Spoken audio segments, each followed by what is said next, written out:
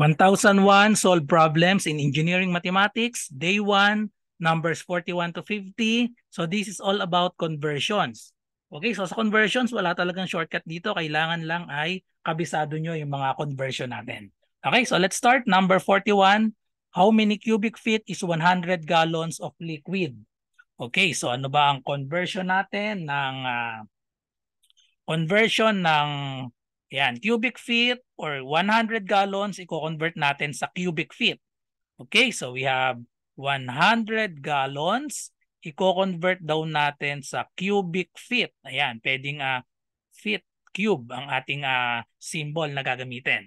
Okay, so ano ba yung conversion natin ng gallon sa cubic feet? So 1 cubic feet 1 cubic feet ay equal sa 7.48 gallons. Okay? So yan ang gagamitin natin conversion. So 100 gallons, multiply lang natin sa conversion. 100 gallons, multiply natin sa conversion. Gallons, so gallons ang nasa denominator. And then cubic feet naman sa numerator. So ilagay lang natin 1 cubic feet, 1 sa taas, 7.48 sa baba, and then cancel out the gallon. So therefore, ang operation natin ay division. So we have 100 divided by 7.48.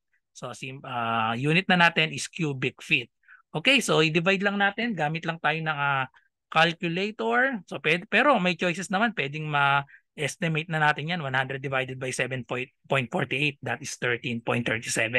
Yun lang ang pinakamalapit. So, pakita lang natin. So, we have 100 divided by 7.48. So, ang answer natin, round of 2 decimal places, 13.3689. So, that is 13.37. Okay? So, letter C. O kagaya nga kanina, pwedeng hindi na natin i-calculate yan, i-estimate nyo na lang. Ayan, so we have, the answer is 13.37 cubic feet. Okay, so next conversion, number 42, how many cubic meters is 100 gallons of liquid? Ayan. So, ko-convert naman natin ngayon, 100 gallons, i-convert natin sa cubic meters. Cubic meters, ayan, M cube. Okay, so ano ba ang conversion na gagamitin natin para dito? So, we have 1 gallon. Ang 1 gallon, wala tayong diretsong conversion sa gallon to cubic meter. I-convert muna natin sa liters. 1 gallon ay equal sa 3.79. 3.79 liters. Okay, so tapos liters naman to cubic meter. So we have 1,000. 1,000 liters ay equal sa 1 cubic meters. Okay? So 1 cubic meter. So M cube na lang ang gamitin natin. 1 cubic meter. Okay, so therefore, i-multiply lang natin. So, anong given natin? We have 100 gallons. I-multiply natin sa conversion natin. Gallon to liters muna. So, gallon ang nasa ilalim. 1 gallon ay equal sa 3.79. So, 3.79 sa taas. 3.79 liters. Tapos, i-multiply ulit sa conversion naman. Liters to cubic meter. So, nasa ilalim ang liters. Cubic meter sa taas. So 1 cubic meter. So 1,000 liters sa ilalim. And then cancel out gallons. Cancel out liters. So ang matitira natin ay 100 times 3.79 and then divided by 1,000. Cubic meter na yan. Meter cube ang ating gagamitin na ang unit na natin. Pero pwede na palang hindi i-calculate to kasi 100 over 1,000, no? So i-cancel lang natin tong 100 dito. Dito naman sa kabila, 2 zero. So, pinansel yung tig 2 zero. We have 3.79 divided by 10. So, 3.79 divided by 10. So, ang magiging sagot dyan, nag-divide sa 10, i-move lang natin yung decimal.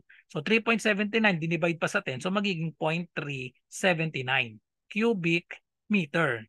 So, or 78 pag ni-round off pala. Kasi yun yung pinakamalapit. 0.379 dapat yung pinakamalapit dito ay 0.378. So ito na yung pinaka-answer natin. So letter D, 0.378. Okay, so next number 43. Number 43, how many, ay lumabas ng cursor, ayun. How many cubic meters is 100 cubic feet of liquid?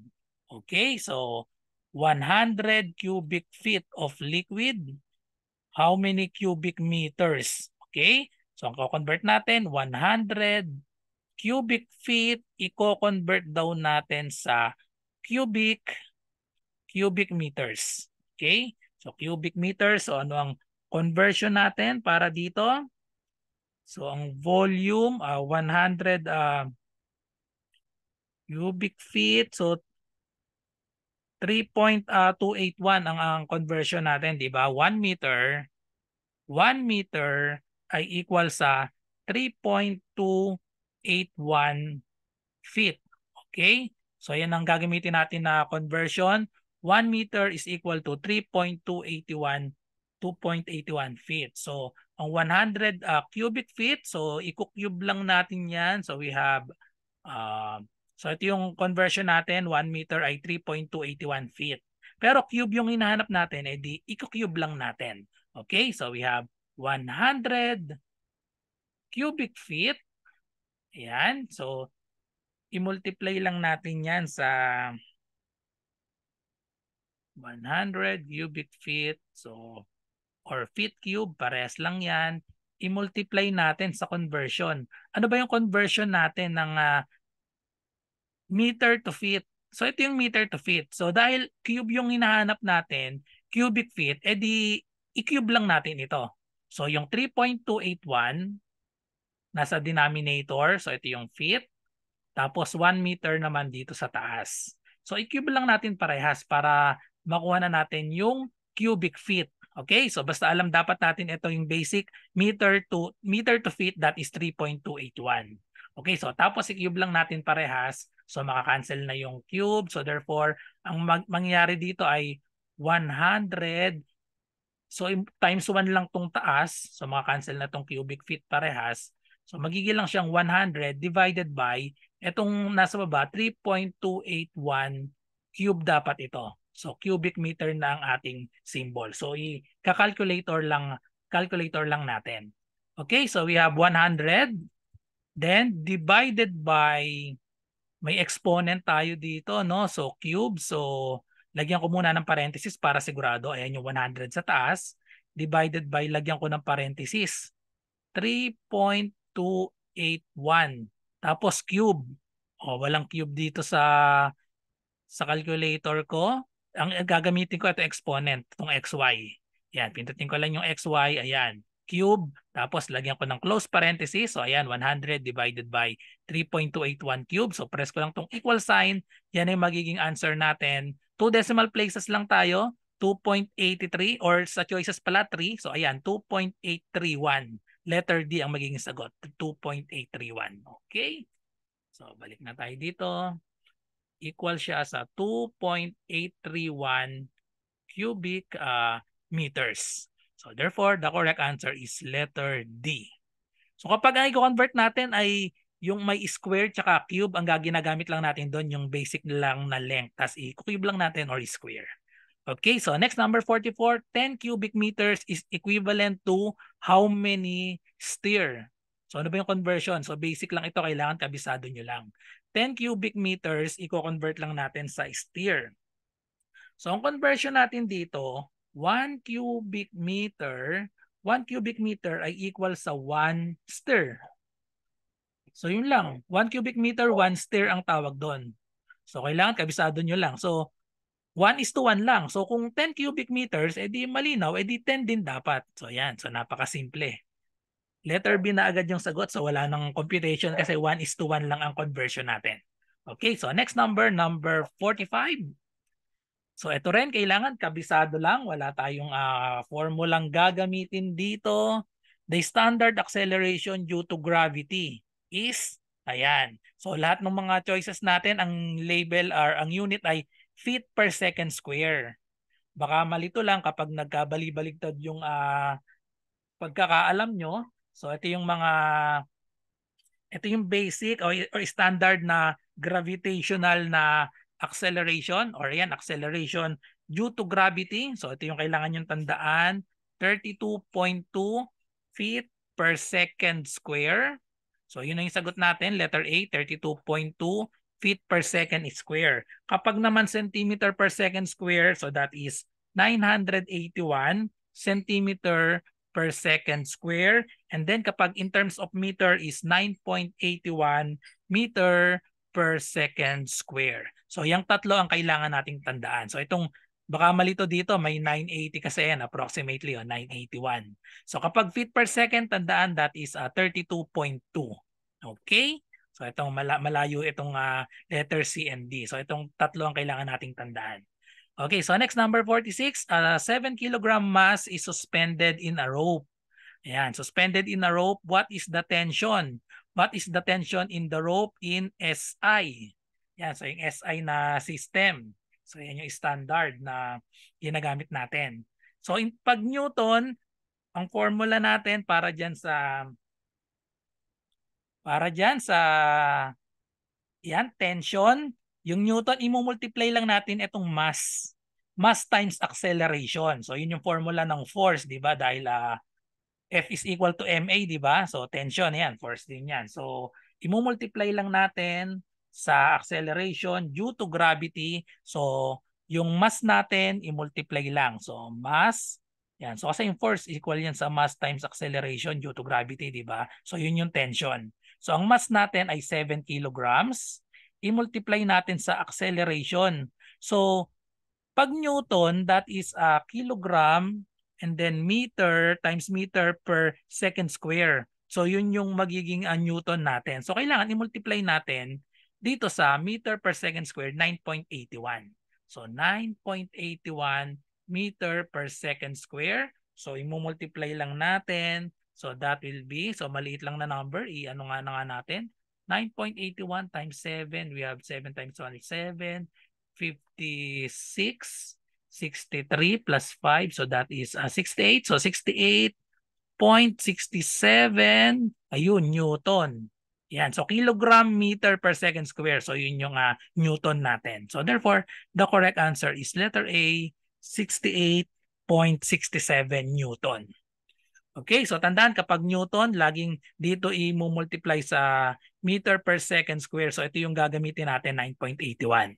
Hindi itong in terms of feet tsaka centimeter. Okay, so next number, number 47. Conversion ulit tayo, 47. Ayan, so a 10-liter pail is full of water. Neglecting the weight of the pail, how heavy is its water content? Okay, so how heavy? So ano magiging formula natin para dito?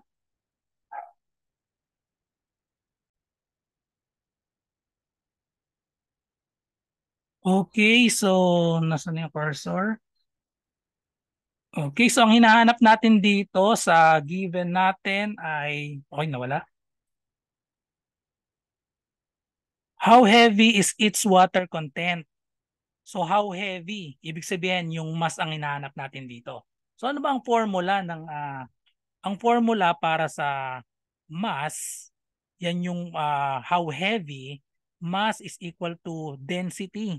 Density times volume ang gagamitin natin dito.